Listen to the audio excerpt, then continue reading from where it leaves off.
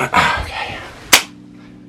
Right, so this video is going to be a little different to what we've done before at Alpha Live. However, potentially it may be the most important video we've done yet. We're going to be talking about mental health in motorsport and how we can use mental health and framing of mind to improve your performance on track, but also how motorsport can then also have a positive impact on your life and how we can make the sport better for everyone in terms of frame of mind and mental health. We're going to be talking to some experts in the industry, including British karting champions. We're going to be hearing from Carlos Sainz, Formula One driver, and also some experts in terms of mental health and the way it pertains to motorsport as well. The catalyst to making this video was that unfortunately in the last 12 months, we've had some people very close to us here at Alpha Live lose their lives due to poor mental health, and we want to make sure that mental health is spoken about more and that more people are in a better position to talk to others and hopefully potentially either save a life or at the very, very least allow people in the sport to enjoy themselves a little more. By the end of this video, we're hoping that you'll be able to walk away with some tools and techniques to be able to improve your performance on circuit, but also just get more out of the sport and enjoy it more as well, and also potentially even help some of the people around you in your lives too. And one way in which we can do that is by making sure that there are mental health first aiders at the circuits and that everyone is up to speed with what mental health first aid is. And there was no one better to talk about this than Nick and Katie from Driven Minds, a charity who are dedicated almost exclusively to this. Yeah, so mental health first aid, it's all about very, very similar to general first aid. You're not there to try and solve somebody's problem. You're there to respond when they're having an initial crisis or problem, kind of support them, look after them until you can get them to a place where they can get proper help. It could be as simple as signposting them to the right support charity, the right counselling offerings, or it could also be if somebody's having a really bad crisis, it could be ambulance support or get them to a hospital. Yeah, that's really is brilliant advice, and I know there are many mental health first aid courses available, but what sort of thing do they actually teach you in these mental health first aid courses? The course itself, when you get sort of trained, it really kind of hones in your listening skills, and a lot of time, like Nick said, it's not about solving the problem, but being available to listen, understand without judgment, and sort of get that person to feel comfortable and safe enough that they can reach out for help, and you kind of help that process. Okay, brilliant. So just listening to someone can be hugely helpful if you're talking to them and they have said they're struggling. But how might I recognise if someone around me might need some help or might need someone to talk to? I think it's very similar. It's looking at someone's change of behaviour. It might not be someone who looks particularly sad. It could be someone who you think, you're very angry this weekend and that's not like you. It's that change of behaviour in people, and the nicest thing you can do is speak to somebody about it and say, are you okay? And don't just ask them once when they give you the generic response of, yeah, I'm fine, mate. Say, no, but really, how are you doing? Are you okay? And you might find that someone then opens up and says, do you know what, yeah, I'm feeling very nervous this weekend. I'm normally fine, but for some reason, this track, this race has really got to me. And then you have a conversation about it, and you probably take the absolute weight of the world off their shoulders. Yeah. And I think the other thing to note is that change in behaviour can be something that on the outside looks quite positive. If someone's very loud, very extroverted, very over the top and overexcited when they're usually quite calm and kind of level-headed, that can be an indication that maybe they're overcompensating for something. They're internally feeling really stressed or really in a bad space, and they don't want anyone to notice. I think that's quite a good point to note, is that people who in particular are struggling don't want people to know that they're struggling. So that's when the exaggerating kind of behaviours comes out. Yeah, that makes a lot of sense actually. I think that's going to be really helpful for some people if you're trying to help someone else. But sometimes it can be hard with the peaks and troughs that motorsport brings and the emotions that go with that. When would be a time when I or someone else might be the one that needs to look for help themselves? What sort of feelings or thoughts should be a trigger that you might benefit from talking to someone? When you don't feel yourself, I think that's the really easy way to put it. When you feel that there's been a change, so either it could be I'm excited for a race weekend, I'm actually really nervous, or I've got this sense of dread, sense of impending doom. It could be, I'm convinced I'm going to be in a big crash this weekend. All those kind of feelings and emotions that you could have when it goes from a positive to a negative, that's, I think, is a good point that you think, okay, let's, either utilising some self-help resources, breathing exercises, challenging negative thought exercises, or whether if it is for a continued period of time, okay, maybe I should speak to somebody. And it could be a team member, parent, friend, colleague, or utilising the many charities out there, just someone you can kind of speak to and they can ground you and get you kind of back on track. There's a lot of people that when they get to the racetrack, sometimes they can feel really anxious or maybe even in the lead up to the race weekend. What are some quick tips that can get someone back on track mentally or break that negative thought cycle? If you use an example of a race weekend, I always say, if you have two lists of 2 columns, list of what you can control and what you can't, and what you can't column, I can guarantee will be 10 times longer. There's so much that you can't control, and all you can control is yourself and your heavy right foot. That's basically where you are. So once you get to a point of finding techniques of not stressing too much on what you can't control, you focus on what you can, and then that can keep yourself nice and healthy. Yeah, I mean it's so obvious when you say it like that, isn't it? That it is so true. But I think that can help a lot of people. Are there any ways that you can almost like train your brain to think like this more often so that it becomes easier? So I was at the gym this morning, so physical fitness, but obviously mental fitness is just as important. So how you process things like processing change, disappointment, issues happening and how you overcome that. And I think outside of race weekend, planning your timing, prioritizing things that you like to do to enjoy. So you have you've got a long day at work, for example, or a long day doing sort of coursework, studying, whatever it may be, that you've got, okay, when I finish at 6 o'clock, I'm going to give myself this hour to do this one thing that I really, really enjoy, and making sure you plan that in and prioritize yourself.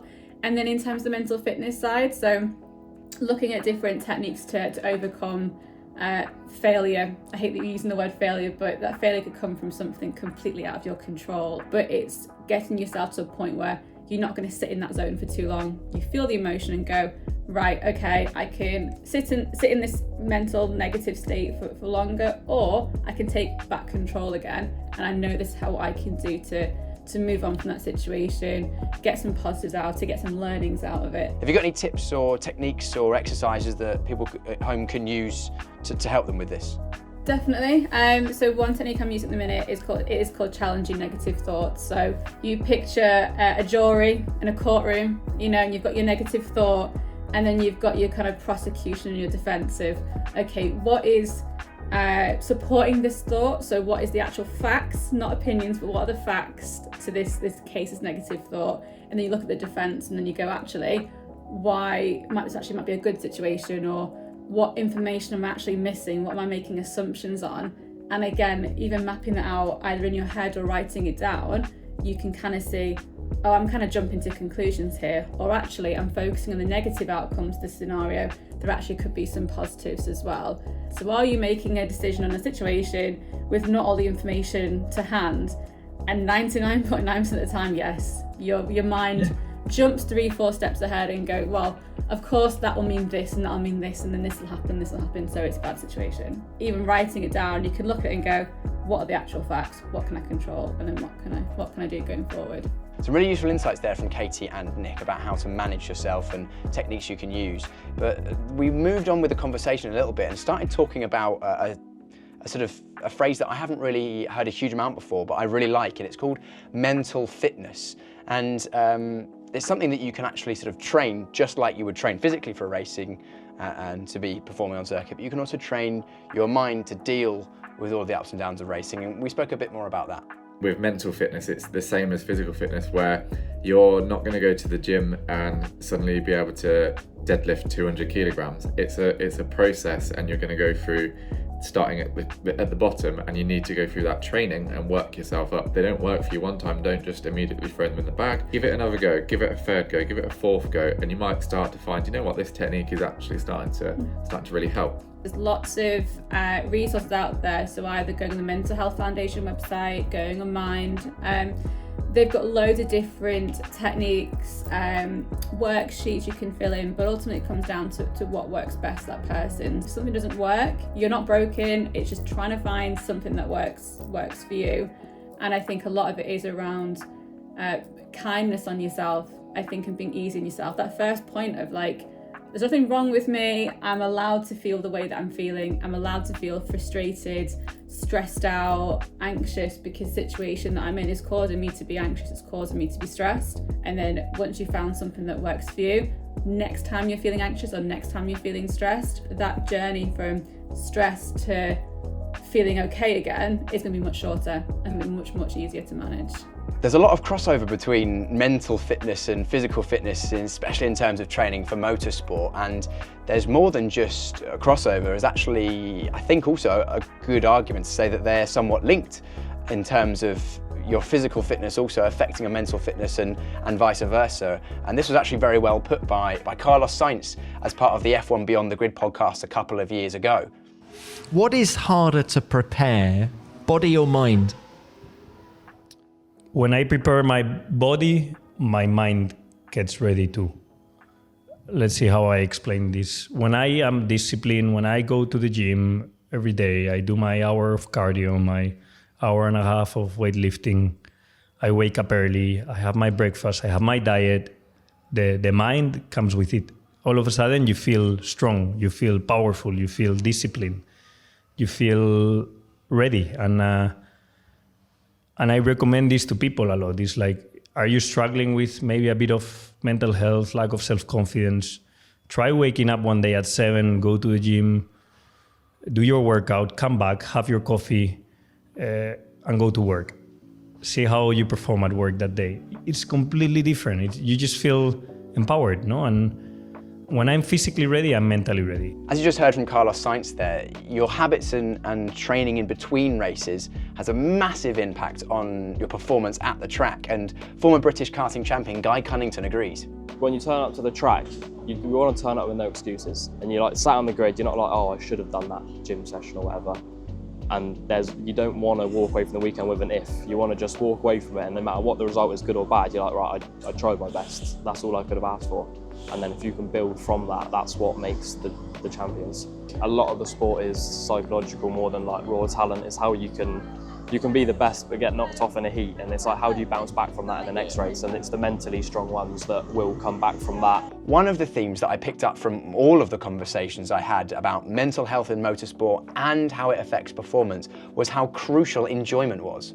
If you are having a bad weekend, it's important to, we call it redefining success. There's only ever one person on that top step, and if that's the only thing that's going to make you happy, you're going to struggle. But if you can find those small wins within your race or within your weekend, then you will learn to have a much better time.